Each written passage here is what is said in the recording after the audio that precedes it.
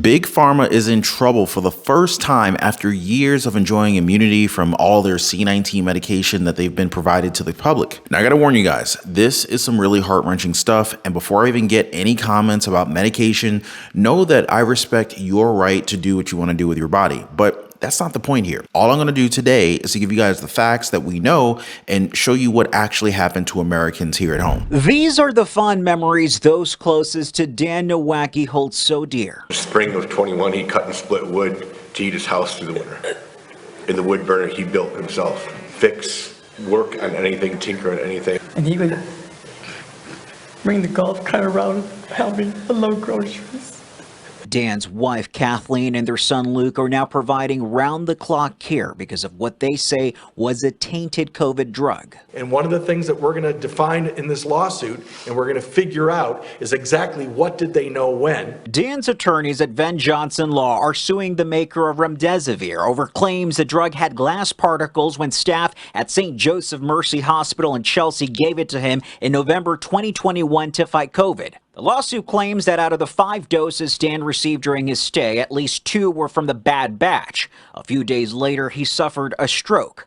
The drug maker, Gilead Sciences, issued a voluntary recall the following month. The worst part is Gilead Sciences, they didn't tell him about it. They didn't even notify him until months after the fact. Can you believe that? Imagine giving somebody medication that had freaking glass shards in it and then telling them months after that they probably received 2 doses. If they told his family sooner, maybe the second stroke could have been avoided, but they didn't. And I mean, these companies have immunity, right? The medication that were made for the C-19 were pushed through emergency use authorization, and there wasn't much time to test them, but glass shards? Seriously? I don't know. And like I said, the reasoning is even better. They say, hey, sorry, but the FDA approved this drug.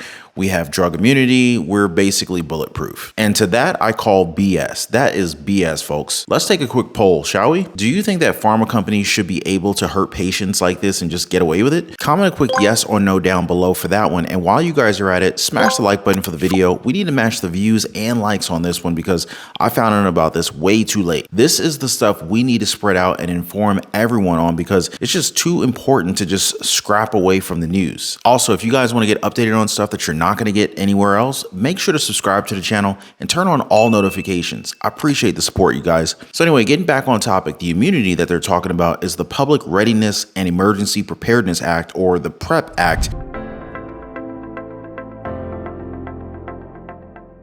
So the Public Readiness and Preparedness Act, or PrEP Act, was really pivotal in mobilizing pharmacists and their teams across the country to help fight the COVID-19 pandemic. I mentioned that our nation's pharmacists are the most accessible healthcare providers in the country, and community pharmacies are within 5 miles of over 90% of the population. So when it came to, we were in the middle of a pandemic, and how are we going to reach everyone who needs care? And it would literally be impossible without the help of our nation's pharmacists. Nearly 300 million doses of COVID-19 vaccine have been administered by a community pharmacy. Imagine what the impact to health disparities and health equity would have been if we weren't able to mobilize these desperately needed care providers. The problem is the PrEP Act amendments are temporary. They're not meant to be a permanent legislation. So unfortunately, when the public health emergency expires, all of the privileges granted, whether it's legislative and policy reform or the immunity granted to pharmacists to battle the pandemic, those privileges will expire along with the public health emergency. So that means that immediate legislative action needs to happen now in order to solidify pharmacists' privileges on this front.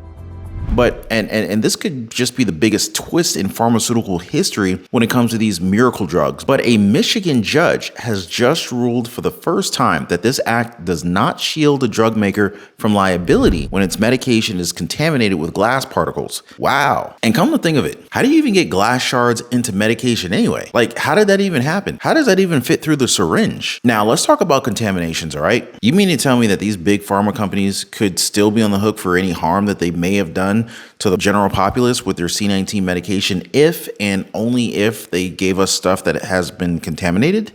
So I wonder what happens if they find an undisclosed presence of a DNA sequence in the Pfizer jab. Would that possibly trump the PrEP Act? Because Health Canada confirmed that Pfizer didn't disclose that their vaccines at the time of filing contain the SV40 DNA sequence, a DNA sequence that some scientists say could cause cancer.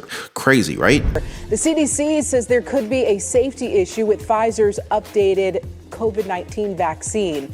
New numbers reveal a possible increase in a certain type of stroke in people 65 and older who recently received one of the updated boosters.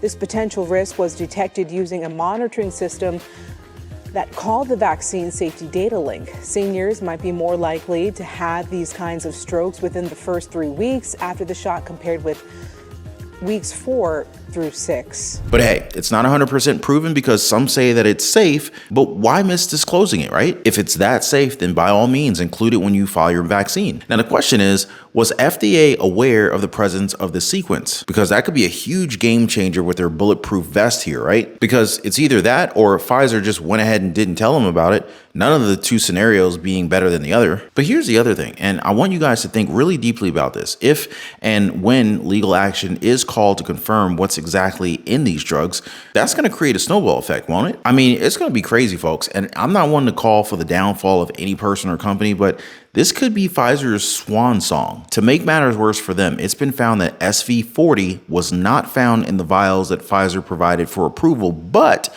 it was found in all of the vials that were sent out for public consumption. Now, Steve Kirsch, who's been very vocal about this entire thing on X, he says that the FDA is kind of stuck between a rock and a hard place right now. Now, the darndest thing happened when I was trying to look for his handle on X. My Twitter suddenly just wouldn't load properly. Now, this could just be an internet outage thing, but I could search on Google. I could search for other things just fine. Just not the tweet where Kirsch says that the FDA has the right thing and remove the Pfizer C19 vaccine from the market until we get to the bottom of this SV40 thing, given that this could be considered a threat to the public. That, and well, he says that the FDA should face criminal prosecution because, believe it or not, the United States of America, it's a country that has been built on law, even though these days it surely doesn't feel like it. But it is, and it was built on the foundation that all Americans have a right, and with this possibility that harm was spread out to the public on purpose, then lawmakers should probably go ahead and do the right thing. Now, I know if people come out on a personal level and file cases against pharma companies regarding the lies that they told us, then man, how many cases could we be looking at here? This could be historic, folks, and the thing could also include so many different names in public office.